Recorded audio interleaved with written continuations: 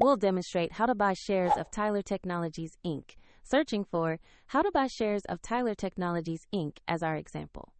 Tyler Technologies is a U.S. software company serving local governments and public safety, traded on NASDAQ under the ticker TYL, and this is educational content, not financial advice. To trade, you need a broker account. We use eToro as an example, and after signing up, you must verify your account, usually with an identity document, and add funds before buying.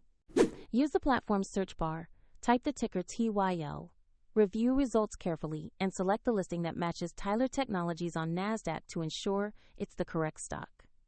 On the stock page, you'll see basic company information and a price chart.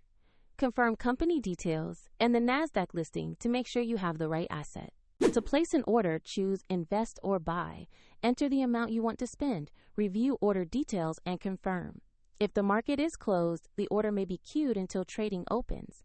And if you lack funds, the platform will prompt you to add them before confirming. After execution, the position will appear in your portfolio. For convenience, the eToro link is available in the description if you want to follow the same example.